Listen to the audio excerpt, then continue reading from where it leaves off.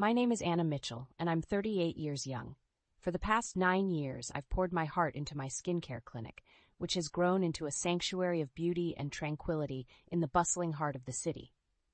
My life, seemingly serene, was about to face an unexpected storm. It was a regular Thursday evening when Ethan, my husband of 4 years, casually dropped a bombshell over dinner. "I think it's time for Mom to move in with us," he said, as if discussing the weather. I paused, a forkful of salad suspended in midair. "Move in, as in permanently?" The words felt heavy in my mouth. Ethan nodded, oblivious to my shock. "Yeah, since Dad's gone, she's all alone. It's the least we can do." The news should have been a discussion, a decision made together. But there it was, presented as a done deal. My mind raced with images of Mrs. Harper, Ethan's mother, a woman of strong opinions and an even stronger presence, invading our peaceful home. But Ethan, our apartment isn't exactly spacious. Where would she even stay? I tried to keep my voice steady, but inside I was a whirlwind of anxiety and frustration. "We'll figure it out. It's important to me, Anna." His tone left no room for argument. I wanted to protest, to explain that this wasn't just about physical space, but about our space, our sanctuary. But I saw the resolve in Ethan's eyes, and something inside me deflated. "Okay," I sighed. "If it's just for a while, we can make it work." Ethan smiled, relieved, but I couldn't mirror his sentiment. That night I lay awake, staring at the ceiling, a sense of foreboding creeping over me. The following week, Mrs. Harper arrived, not with a suitcase, but with a moving company. Boxes upon boxes cluttered our once serene living room, and my heart sank. This was not temporary. It was a complete upheaval. "What's all this, Mrs. Harper?" I asked, trying to mask my dismay with a polite smile. "Oh, darling, I sold the house. This place is much nicer, and I thought, why not?" she chirped, her voice too cheerful for the gravity of the situation. I turned to Ethan, searching for an explanation, but he just shrugged. "Mom needs to be comfortable," he said. That night, as I squeezed past the boxes to reach my own bed, I realized the invasion had just begun. My home, my sanctuary, was slipping away, and with it, a part of my soul screamed in protest. But little did I know, this was just the tip of the iceberg. The real storm was yet to come. The arrival of Mrs. Harper marked the beginning of a new, uninvited chapter in our lives. Her presence, once sporadic, became a permanent fixture, transforming our home into a space I hardly recognized. One evening, about a week after her arrival, I found Ethan and his mother in the midst of a lively conversation in the living room, now cluttered with Mrs. Harper's belongings. "Anna, come join us," Ethan beckoned, his tone unusually cheerful. As I approached, Mrs. Harper's eyes scanned me with a mixture of curiosity and judgment. "Anna, dear, I was just telling Ethan how cozy this place is. Much better than living alone in that big old house." "Ethan, we talked about this being temporary," I whispered, trying to keep my composure. He brushed off my concern with a wave of his hand. "Mom's happy here. Isn't that what matters?" The conversation turned to mundane matters, but I felt a knot tighten in my stomach. This was not the agreement. This was not the life I had envisioned. In the following days, the situation worsened. Mrs. Harper, with her lavish tastes and disregard for boundaries, treated our home like her personal playground. The once orderly living room was now a maze of her possessions, and the tranquil ambiance I cherished was replaced by a constant buzz of her activities. "Ethan, we need to talk," I said one evening, finding him alone in the kitchen.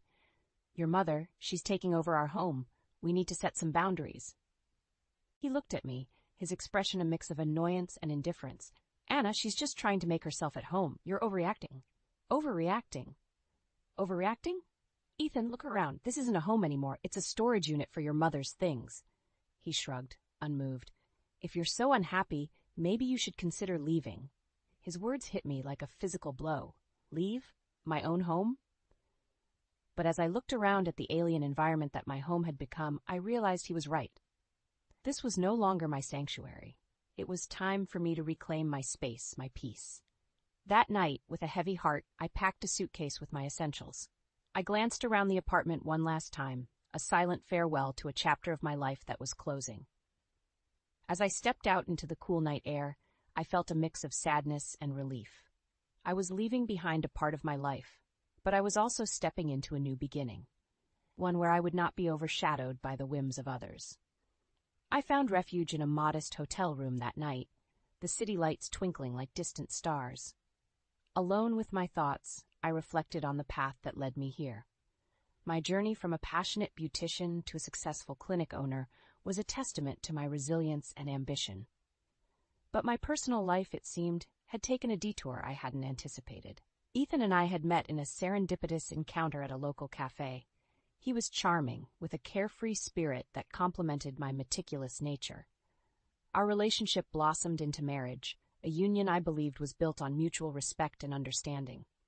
Yet, here I was, feeling like a stranger in my own life. The following days were a blur of emotions and decisions. I temporarily relocated my clinic to a smaller, more affordable space and dove into work. It was my sanctuary, a place where I felt in control, empowered. But the image of our cluttered apartment, now overrun by Mrs. Harper's possessions, lingered in my mind. Ethan's words echoed in my ears, "Maybe you should consider leaving." It wasn't just about the physical space. It was about respect, about being heard. I realized Ethan's perception of our life together had been a facade, masking his apathy and entitlement. Determined to confront the situation, I arranged to meet Ethan at a neutral location, a quaint coffee shop where we had shared many moments in the past. "Ethan, we need to talk about everything." "About us," I began, my voice steady but laced with emotion. He looked uncomfortable, fidgeting with his coffee cup. "Anna, I don't know what you want me to say. I want you to understand that what happened wasn't just about your mother moving in. It's about us, about how you disregarded my feelings, and my presence in our home." Ethan sighed, a look of realization dawning on his face. "I didn't see it that way. I just thought—" "That's just it, Ethan. You didn't think about us, about me. You made a decision that affected both our lives without even considering how I would feel." The conversation was difficult, filled with moments of silence and unspoken truths, but it was necessary.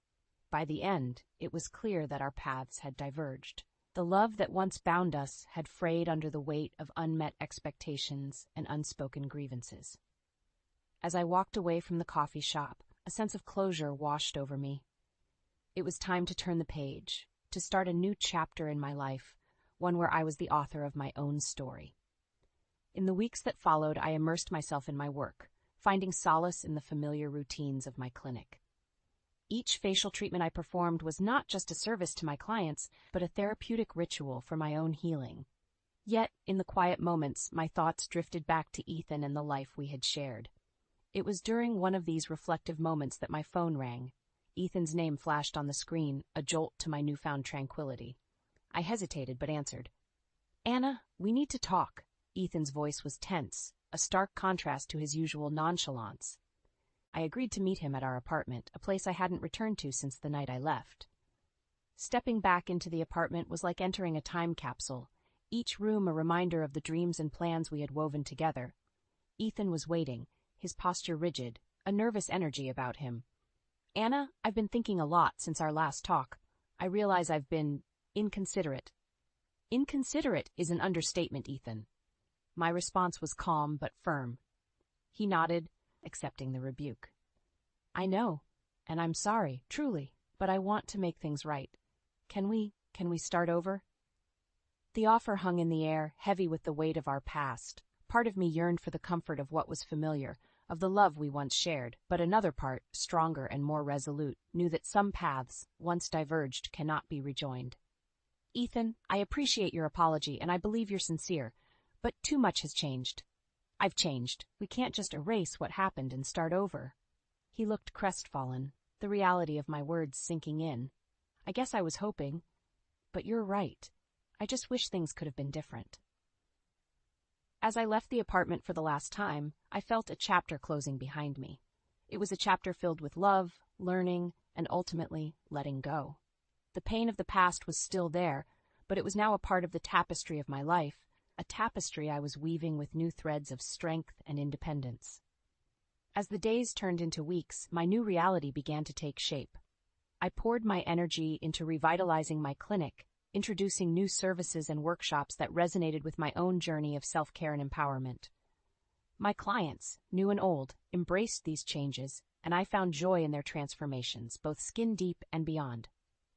The clinic became more than just a business. It was a testament to my resilience, a place where I could channel my experiences into something beautiful and healing. My confidence grew, not just as a businesswoman, but as an individual forging her path. It was during this period of growth that Ethan re-entered my life, albeit in a way I hadn't anticipated. One evening, as I was closing the clinic, my phone buzzed with a message from him. Hesitant, I opened it to find a plea for help. "Anna, I'm in trouble. Can we talk?" The message was vague, but something in the tone suggested a seriousness I couldn't ignore. We agreed to meet at a local park the following day, a neutral ground amid the autumn leaves.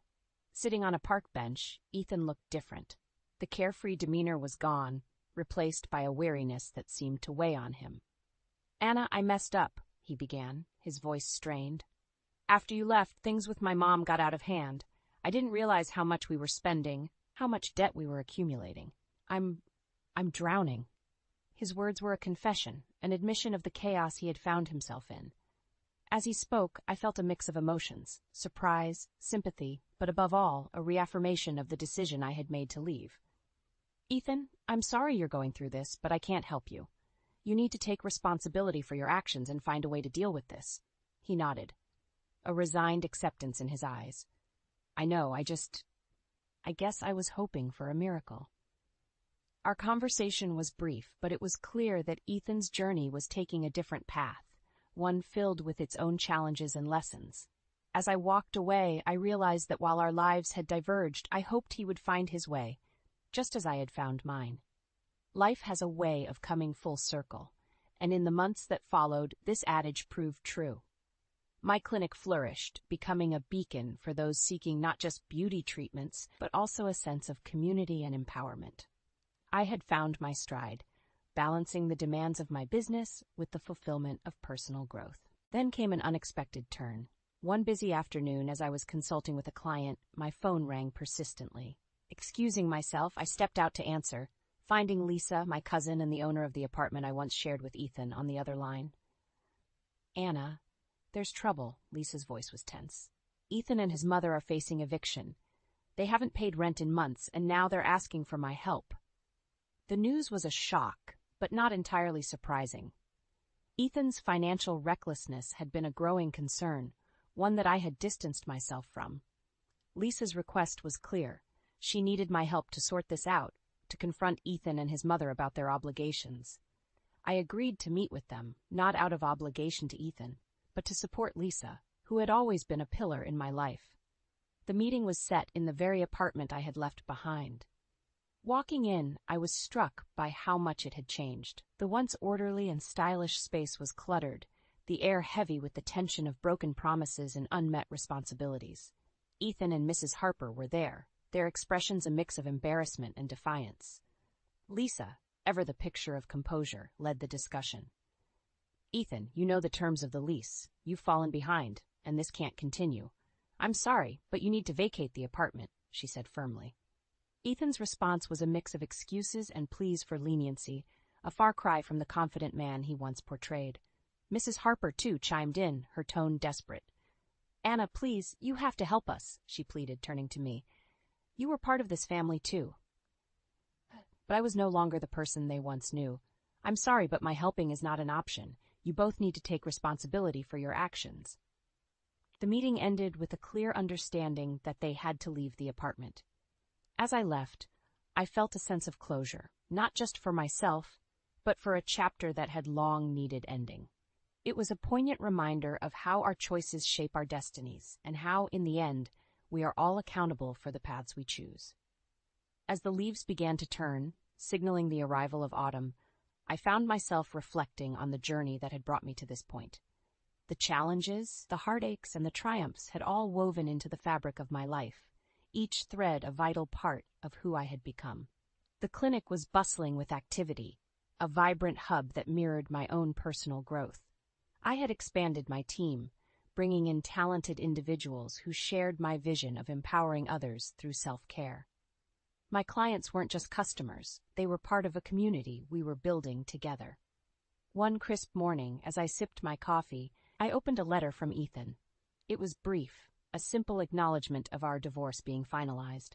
The words were formal, but in them I sensed a tone of regret, perhaps even a hint of gratitude. I set the letter aside, feeling a sense of peace. Our chapter had ended, but our stories continued, each on our own path.